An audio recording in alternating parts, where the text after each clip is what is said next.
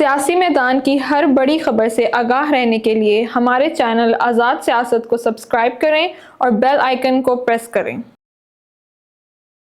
देखिए, ऐसी सूरत हाल है कि like a pack of cards इस वक्त पीटीआई के अपने जो रैंक एंड फाइल है उनके लोग गिरते चले जा रहे हैं और अब इस्तीफों की भी जो एक कड़ी है वो बनना शुरू हो गई है कल से, जो कि बहुत बड़ा लम्हा फिक्रिया है एक ऐसी पार्टी के लिए जो कि ऑलरेडी टर्मोइल में है। मुझे अफसोस ज्यादा इस बात का होता है कि हमने कई मरतबा अपने जब भी कोई एनालिसिस दिया है उसमें बहुत बहुत दफा मुतअद्दिद दफा निशानदेही की है कि इनके रैंक्स एंड फाइल में जो प्रॉब्लम्स हैं और जो पीटीआई के अंदर इख्तिलाफात के हालात हैं और कोई एक दूसरे का ऐसा लगता है कि शक्ल तक नहीं देखने को तैयार है, एक दूसरे की मुखालिफ अलग तरह के ग्रुप्स हैं, अलग अलग ख्यालात हैं और फिर उनका कोई आपस में कंजेंचर नहीं है, वो ज्यादा मजीद जाहिर है खराब हो गए हैं। क्योंकि बुशरा बीबी के हवाले से ये जो इत्तलात हैं कि उन्होंने ये बातें की हैं अपने पार्टी के इजलास में तमाम तर उस एहतजाज की नाकामी के बाद, वो ऑब्वियसली बड़ी एक अजीब बात है। उसने एक तरह से जल्दी का काम किया है तेल में, मतलब तेल का काम किया है जल्दी में, और बहुत एक अजीब सी बात है कि बुशरा साहिबा ने की है कि हर जगह पे रिपोर्ट हो रही है। और मैं सब तक बताती हूँ कि जब एहतजाज से पहले एक पीटीआई के केपी में बहुत एक प्रोमिनेंट उनके रहनुमा हैं और आप समझे बिल्कुल फोर फ्रंट पे हैं, उनसे एक मरतबा मेरी बात हुई थी। तो मैंने उनसे पूछा था, मैंने कहा और क्या हाल है वाले हैं, आपकी तैयारी पूरी है, आप इस्लामाबाद आ रहे हैं और आप काफिला लेके आ रहे हैं इधर 24 के धरने के लिए। तो उन्होंने मुझे कहा, कहते हैं कि नहीं, इस तरह से तो सियासी वर्कर से बात नहीं की जाती ना जिस तरह से हमसे की जाती है। तो मैं इस पे काफी हैरान हुई। मैंने उनसे पूछा कि क्या डिटेल है इस बात की, तो उन्होंने फरमाया कि बुशरा बीबी ने उनको ये कहा था ना कि एमएनए एमपी जो हैं वो हर सूरत में काफिला लेके आए, फिर उसकी वीडियो बनाएं, वीडियो को सबूत के तौर पर दें, किसी ने पहले से गिरफ्तार नहीं होना, और अगर कोई भी गिरफ्तार हो जाएगा या वीडियो नहीं भेजेगा तो उसको पार्टी से बेदखल कर दिया जाएगा, उसको टिकट नहीं दिया जाएगा। तो वो कहते हैं हम सियासी लोग हैं, हम पिछले 2.5 साल से पर्चे, रेड्स, एफआईआर्स, हर तरह की रियासती कदगने हम उनका सामना कर रहे हैं और हम फिर भी पार्टी के साथ अपनी लॉयल्टी की वजह से खड़े हुए हैं और इमरान खान की कॉज पे खड़े हुए हैं। तो एक हमसे भी एक बात करने का, एक एड्रेस करने का हम जैसे लोगों से भी एक तरीका होता है ना। मतलब आपकी धौंस से और इस तरह से किसी को धमका के और ये वाले अल्फाज इस्तेमाल करके, आपको तो चाहिए आप सबसे पहले एक्नॉलेज करें और आप हमें पहले सुर सलाम पेश करें कि हम इन हालात के बावजूद भी अगर हम डटे हुए हैं और हमने पार्टी के साथ अपनी लॉयल्टी को तर्क नहीं किया है।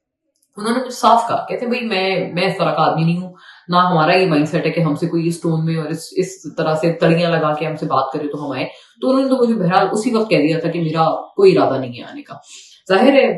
एक उनकी बात थी, उनकी इनफरादी बात थी, तो मैंने उनकी बात का आप समझे कॉन्फिडेंशियलिटी रखते हुए, और मैं नहीं चाहती थी कि उनकी बात को मैं बाहर इस तरह से करूं, इसलिए मैंने कभी की बात आगे भी नहीं की। बट ये कि अब आई थिंक जिस तरह के सर्कमस्टांसेस पार्टी में हो गए हैं, अब मैं भी मजबूर हूं कि मैं ये वाली बात मैं भी कर रही हूँ और मैं सामने ला रही हूँ। तो यही चीजें अब हमने मजीद देखी कि जब ये बेगैरत, बेशरम और पता नहीं क्या क्या कह के मुखातिब किया गया उन लोगों को, जिसकी मुतअद्दिद रिपोर्ट्स हैं, इसमें कुछ जुटलाने की इसको बात नहीं है कि इस तरह से उन लोगों को मुखातिब किया गया जो कि नहीं पहुंचे वहां। तो बहरहाल ये बड़ी, मैं समझती हूँ कि देखें अलार्मिंग बात है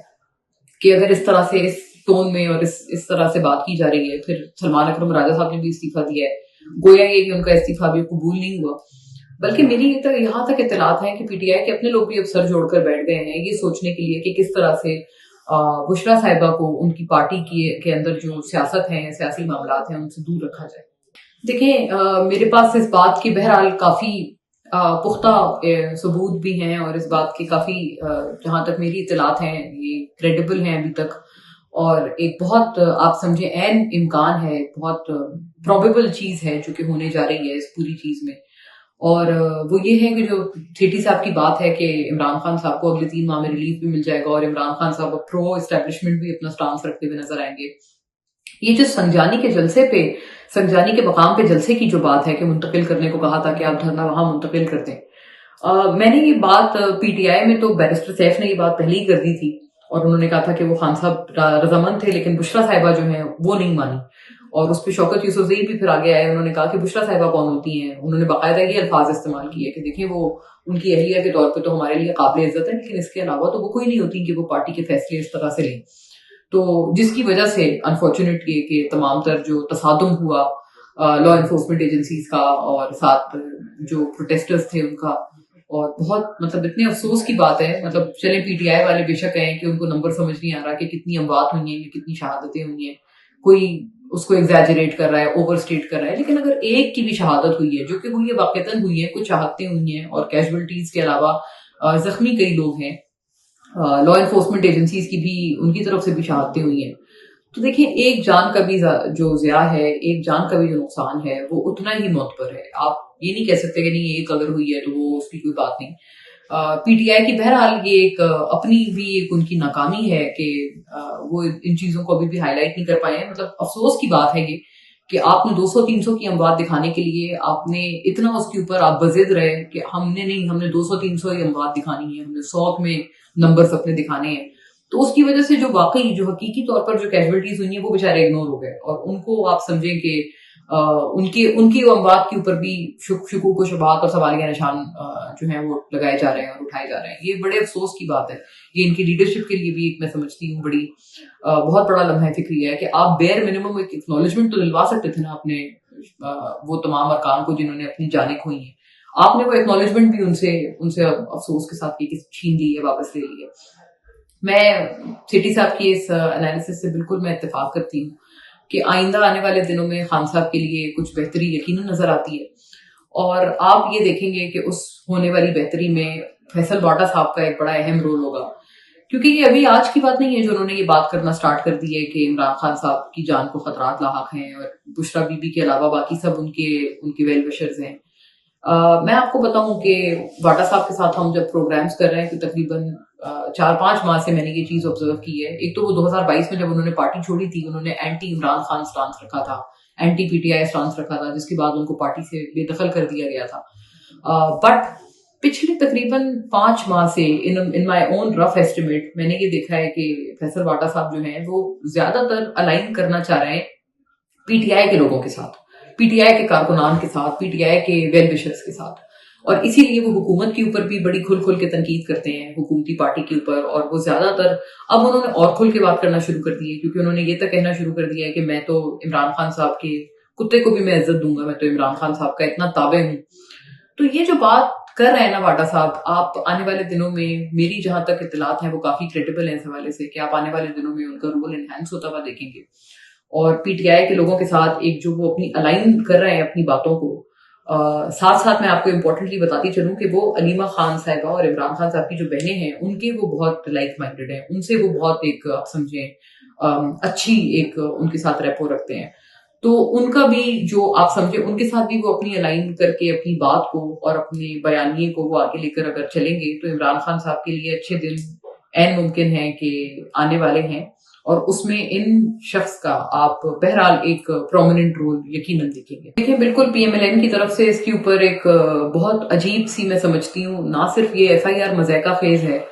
بلکہ افسوس کی بات ہے کہ جس رانا ثناء اللہ کے اوپر انہوں نے کی نارکوٹکس کی ایف آئی آر ہوئی تھی عمران خان صاحب کے دور میں, یہ پوری پی ایم ایل این اس وقت آج تک اس بات کا رونا روتے ہیں کہ انہوں نے ایسی نارکوٹکس کی بنیاد پر انہوں نے ایف آئی آر کی تھی ان پہ, رانا صاحب پہ, کہ جس کے اوپر تو سزائے موت بنتی تھی, اور اس سے بدترین بربریت تو کوئی کر ہی نہیں سکتا تھا جو انہوں نے رانا صاحب کے ساتھ کی تھی. تو میں سمجھتی ہوں یہ بہت ہی ایک ان کے لیے لمحہ فکریہ ہونا چاہیے, اور مذائقہ خیز بات ہے کہ اب جب یہ پارٹی خود اقتدار میں ہے تو یہ اسی طرح کی ایک ایف آئی آر انہی کے اوپر کے آئس لے کے جا رہے تھے, اور وہ بالکل جیسے کوئی فلمی سین ہوتا ہے اس طرح کی ایک وہ عکاسی کی گئی ہے اس سین کی جس کے اوپر ان کے اوپر ایف آئی آر متی صاحب کے اوپر درج ہوئی ہے.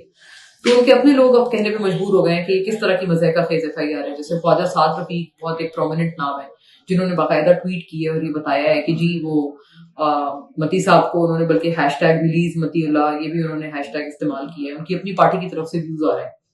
اور بہت عجیب سی بات یہ ہے کہ وہ ایف آئی آر اس طرز کی ایف آئی آر کا اندراج بھی انہوں نے کیا ان کے خلاف ہے جو کہ ماشاءاللہ سے جب عمران خان صاحب کے دور میں جب اسی طرح سے متی صاحب غائب ہوئے تھے اور ان کا کچھ پتہ نہیں لگ رہا تھا تو اس وقت یہی شہباز صاحب ماشاءاللہ سے ٹویٹ کرتے تھے اور کہتے تھے کہ جی اگر ان کو کچھ ہوا تو الزام ڈائریکٹ صرف اور صرف پی ایم اس کا رسپانسبل ہوگا. اور پوری یہ جو جماعت ہے پی ایم ایل این یہ سارے کے سارے مل کر شہباز صاحب مریم نواز صاحبہ یہ سارے مل کر گئے تھے ان کو ملنے کے لیے اسد متی اللہ جان صاحب کو اور اسد پور صاحب کو بھی اسی طرح سے. تو یہ بڑی ایک عجیب سی بات ہے کہ اس وقت چونکہ آپ کو ان کی صحافت اچھی لگتی تھی اور آپ کے ویوز کے ساتھ یہ الائن کرتی تھی تو آپ کو یہ صحافی بھی لگتے تھے، لیکن اب جب آپ کو لگتا ہے کہ ان کے ویوز آپ کے ساتھ مناسبت نہیں رکھتے اور یہ اب الگ ہو گئے ہیں، تب آپ کہتے ہیں کہ نہیں یہ تو صحافی نہیں ہے، یہ تو صرف ایک یوٹیوبر ہے اور یوتھیا ہیں، اور پتہ نہیں یوٹیوبر بھی کہتے ہیں یہ لوگ ان کو، تو وہ اب ان کو وہ کہنا شروع ہو گئے. تو یہ میں سمجھتی ہوں پی ایم ایل این یہ سب کر کے اپنا مذاق اڑوا رہی ہے. خواجہ آصف صاحب بھی ایک پروگرام میں کہتے ہوئے نظر آئے کہ میں تو انہیں صحافی نہیں مانتا. تو جب آپ کے دور میں وہ جب گرفتار ہوئے تھے اور جب وہ پکڑے گئے تھے اس وقت تو وہ آپ کے لیے سب سے نڈر صحافی تھے. پوری حکومت میں اس سے اچھا صحافی آپ کے لیے کوئی تھا ہی نہیں. بلکہ میں آپ کو ایک اور بات بتاؤں، مجھے بڑا کلیئر یاد ہے کہ اس وقت کی جو اسٹینڈنگ کمیٹی آن انفارمیشن تھی، اس کی جو چیئر پرسن تھی مائزہ صاحبہ تھیں، غالباً اس میں ممبر تھیں، اور چیئر پرسن اس کی جاوید لطیف صاحب تھے. ان کی کمیٹی نے، اسٹینڈنگ کمیٹی نے اس وقت کی عمران خان صاحب کے دور کی، انہوں نے باقاعدہ یہ کیس ٹیک اپ کیا تھا اور اس کے اوپر بڑی پیشیاں بھی کروائی تھی فواد چودھری صاحب کی اور پوری انفارمیشن منسٹری کی کہ یہ دو جو صحافی ہیں یہ آپ نے کہاں ان کو غائب کر دیا ہے. متی صاحب اور اسد ٹور صاحب ان کے اوپر، اور افسار عالم وہ بھی ان میں سے ایک تھے. تو یہ ان کے اوپر انہوں نے باقاعدہ بڑی پیشیاں کروائی تھیں انفارمیشن منسٹر کی، اور بہت آڑے ہاتھوں لیا تھا، بہت رگڑا تھا انہوں نے عمران خان گورنمنٹ کو کہ آپ نے یہ دو بڑے نڈر بے باک، تین بہت نڈر بے باک صحافی ہیں، ان کے اوپر آپ کی حکومت نے بربریت کے پہاڑ توڑ دیے ہیں. اور اب ماشاءاللہ سے اس ٹریک ریکارڈ کو بھی پیچھے چھوڑتے ہوئے یہ لوگ نظر آ رہے ہیں. بات بڑی سیدھی سی ہے کہ اگر آپ کو ان کی صحافت سے اختلاف تھا، یا اگر آپ کو واقعی لگ رہا تھا کہ وہ کوئی فیک نیوز پھیلا رہے ہیں صحافت کی آڑ میں، تو ان کے اوپر اندراج پہ مقدمے کا وہی ہونا چاہیے تھا. یہ آئس لے کے جا رہے تھے، پھر وہ انہوں نے پولیس والوں سے مقابلہ کیا اور پولیس والوں کو انہوں نے پتہ نہیں وہاں چاروں کھانے چت کر دیا. تو یہ والی جو مذاکرہ خیز ایف آئی آر ہے پھر یہ نہیں ہونی چاہیے تھی. پھر ایف آئی آر پہ پھر آپ اسی طرز پہ رکھیں جیسے ابھی ڈیفینس منسٹر ہیں ویسے تو کہنے کو خواجہ آصف صاحب، وہ کہہ رہے تھے میں تو انہیں صحافی نہیں سمجھتا، تو آپ ان پہ ایف آئی آر بھی وہی کریں نا.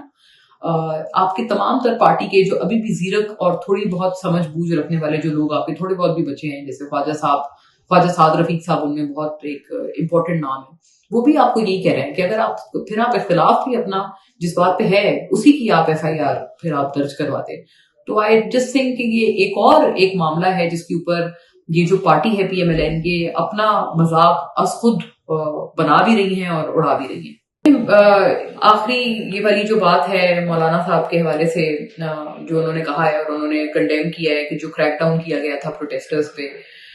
بات یہ ہے کہ دیکھیں ایک تو میں نے یہ بات آپ کے پچھلے ویلاگ میں کی تھی جب پچھلے ہفتے اس حوالے سے بات ہوئی تھی، تو میں نے آپ کو یہ کہا تھا کہ حکومت کی طرف سے بھی اب اس بات کا کافی لیوریج لیا جا رہا ہے کہ چونکہ اب تو اسلام آباد ہائی کورٹ نے بھی ان کو منع کر دیا ہے دھرنا دینے سے ڈی چوک پر، تو حکومت بھی یہ سمجھ رہے ہیں کہ اب وہ جو بھی ایکشن لیں گے ان کے خلاف تو اس کو ایک قانونی کور حاصل ہوگا، کیونکہ وہ یہ کہیں گے کہ یہ تو عدالت نے منع کیا ہوا تھا، تو ہم تو کچھ بھی نہیں کر رہے تھے، ہم تو عدالت کے احکامات کو فالو کر رہے تھے کہ اگر یہ لوگ ڈی چوک پہنچ جائیں تو ہم ہر طرح کا اس کے اوپر ہم کریک ڈاؤن کریں. تو اس لیے حکومت کو میں آپ کو بتاؤں پچھلے ویلاگ میں بھی میں نے یہ بات آپ سے عرض کی تھی کہ حکومت کو اس بات کا ایک کافی کانفیڈنس حاصل تھا کہ ان کو کسی بھی طرح کا جو ایکشن اگر کریں گے ڈی چوک کے پروٹیسٹرز پہ تو وہ اس کو ایک لیگل کور حاصل ہوگا. اور وہی چیز ہم نے دیکھی کہ جب ڈی چوک پہنچ گئے تو ایک بڑا اسٹرانگ قسم کا، بہت شدید قسم کا ایک رد عمل آیا، اور جس کے نتیجے میں یہ تمام تر کریک ڈاؤن احتجاجیوں پر کیا گیا. اور بات یہ دیکھیں ظلم بالکل ظلم ہے اور کئی سارے لوگ زخمی ہیں، زخمیوں کی کافی تعداد ہے. بے شک ایگزیجریشن ہے پی ٹی آئی کی طرف سے، لیکن ہم تو جو وہاں پر معصوم جن کا جانی نقصان ہوا ہے یا جن کا جو زخمی ہوئے ہیں، ہم تو ان کی جو تکالیف ہیں ہم تو ان کو اس طرح سے فراموش نہیں کر سکتے جیسے کہ افسوس کے ساتھ پی ٹی آئی کے اپنے لوگ کر رہے ہیں. خود ہی وہ افاقہ نہیں کر پا رہے ہیں کہ کیا نمبر ہے وہاں پر ان کے اپنے کارکنان کی ہوئی بھی اموات کا. تو ہم تو اس طرح سے ان کی جو تکلیف ہے ہم ان کو اس طرح سے نہیں اس کو کر سکتے ریڈیکیول. تو جو بھی جانی نقصان ہے وہ یقیناً اس کو بہت قابل مذمت ہے، اور کسی کا بھی جانی نقصان ہو، جیسے لا انفورسمنٹ ایجنسیز کی بھی جانوں کا نقصان ہوا ہے، اس سے پہلے بھی ہوا تھا، وہ بھی اتنا ہی افسوسناک ہے، یہ بھی اتنا افسوسناک ہے. یہ کون لوگ ہیں جن کی وجہ سے بار بار ہم ایسے نہج پر آ جاتے ہیں؟ آئی تھنک یہ اب اٹس ہائی ٹائم کہ ہم اس کے حوالے سے سوچیں، کیونکہ ایٹ دا ٹاپ تو حکومت میں بھی جو لوگ برسر اقتدار ہیں ان کو بھی ماشاءاللہ سے کچھ نہیں ہوتا، اور جو پی ٹی آئی میں بھی جو ایٹ دا ٹاپ بالکل جو ان کی لیڈرشپ میں ہے وہ ان کو بھی ماشاءاللہ سے کچھ نہیں ہوتا،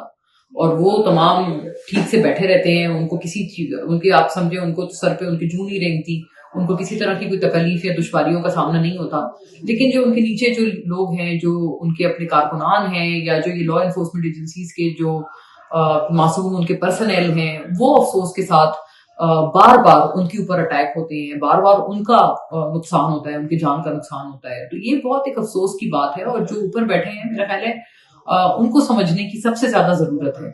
اور بس میں صرف امید ہی کر سکتی ہوں کہ یہ تمام تر چیزیں دوبارہ نہ ہوں. اور پی ٹی آئی کی طرف سے بھی ایک بہت افسوس کی بات یہ بھی تھی کہ مولانا صاحب تو بہرحال دیکھیں ابھی بھی ان کے حق میں بیان دے رہے ہیں, لیکن پی ٹی آئی نے, میں سمجھتی ہوں 26ویں ترمیم کے بعد مولانا صاحب کو بہت بری طرح سے ایک ڈمپ کیا تھا. اور میں اس میں علی امین گنڈا پور صاحب کو بھی خاصا قصوروار مانتی ہوں, کیونکہ